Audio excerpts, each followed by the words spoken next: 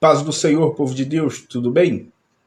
Irmãos, hoje nós vamos para o Salmos de número 6, sendo este Salmos um salmo de penitência. Davi escreve 7 salmos penitenciais. O número 6, 32, 38, 51, 102, 130 e o 143. Neste salmo em especial, nós vemos o salmista em um lamento individual profundo. Tal como acontece em outros salmos, o salmista expressa a confiança no Senhor, reconhecendo a soberania de Deus. Muito embora neste, o Davi esteja passando por um momento muito difícil. E isso fica evidente no final dos salmos, quando nós entendemos que este salmo foi escrito em um momento de enfermidade, no momento em que a saúde do salmista estava debilitada. E por isso, então, no primeiro verso, nós vemos o salmista pedindo para que Deus cessasse. O salmista implora para que Deus refreasse os castigos verbais e físicos que havia sido tomado por cima do salmista. Por isso que ele escreve: não me repreendas mais, nem me castigues. Mas, irmãos, nós não podemos esquecer que Deus ele corrige o seu povo, ele exorta, ele repreende, ele educa os seus filhos, conforme nós vemos registrado em Hebreus, capítulo 12, versículo 1 a 13. Davi continua dizendo que ele se sentia debilitado no verso 2 e que os seus ossos estavam abalados. Isso é uma consequência da doença que Davi estava passando. Agora, nós podemos trazer isso para a nossa vida espiritual e tomar isso como exemplo. Porque em muitos momentos nós nos sentimos fracos espiritualmente, debilitados espiritualmente. Perdemos o interesse de ir à casa do Senhor, de conversar sobre os assuntos religiosos, de dedicarmos tempo à oração, ao estudo da palavra, cantar um hino, à consagração ou a estar com os nossos irmãos. Isso são fraquezas espirituais. E o problema disso é que isso nos leva a ter ossos abalados. Ossos no sentido de estrutura. A nossa estrutura fica abalada. Aquilo que nos mantém em pé começa lentamente a se decompor.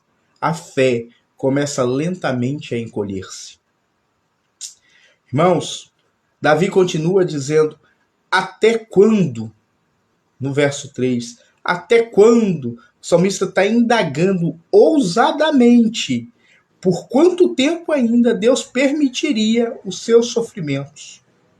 Ele buscava um alívio desesperadamente, porque ele não era mais capaz de viver, de suportar tamanha dor. Ele queria então que Deus conferisse alívio imediato. Não é obstante do que nós muitas das vezes queremos. Muitas vezes nós queremos que Deus nos alivie às pressas, que Deus nos cure imediatamente, que Deus resolva a nossa situação financeira da noite para o dia. Não é assim que funciona. Há tudo há um tempo. Deus usa as adversidades para fortalecer a fé dos seus filhos. Deus usa a tormenta no mar para testar a fé da sua igreja. E olha que o salmista, então, no verso 4, diz: olha, volta-te, Senhor. O salmista implora para que Deus volte, porque ele sentia que Deus havia virado as costas e ido embora. Ele havia achado que a graça de Deus, e a palavra utilizada aqui no verso 4 para graça, indica tão devotamente quanto Deus se liga ao seu povo por meio de uma aliança. Ou seja, o salmista achava que esta aliança que Deus havia feito com ele tinha chegado ao fim.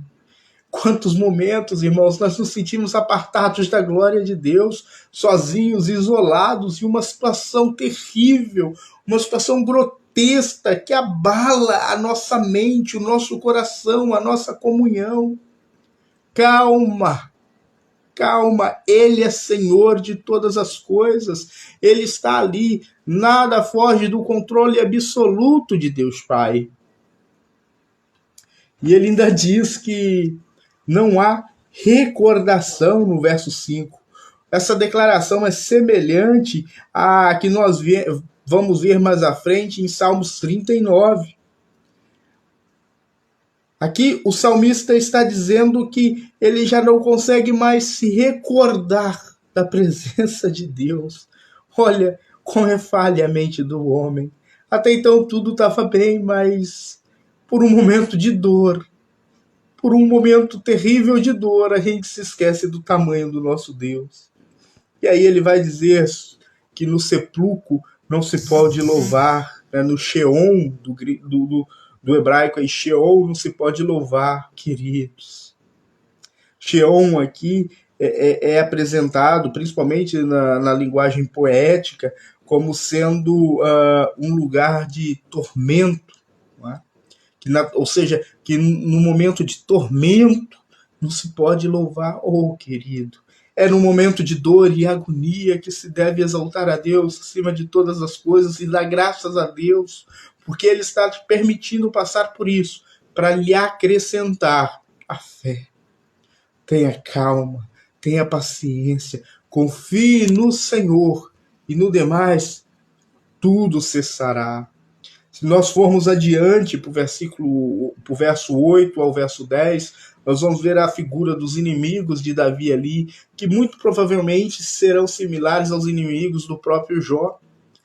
Inimigos esses que eram amigos, mas que agora julgavam que o que Jó, ou neste caso Davi, estava a passar era uma consequência de pecado. Atenção! Você não passa por tormentas porque está em pecado. Você não passa por batalhas porque está em pecado. Você passa por batalhas porque você é inimigo do mundo e amigo de Deus. Segure forte na mão do Senhor e encare toda a batalha que tiver para frente, tendo a certeza, a convicção e a fé que o seu Deus está contigo. Deus abençoe a todos e até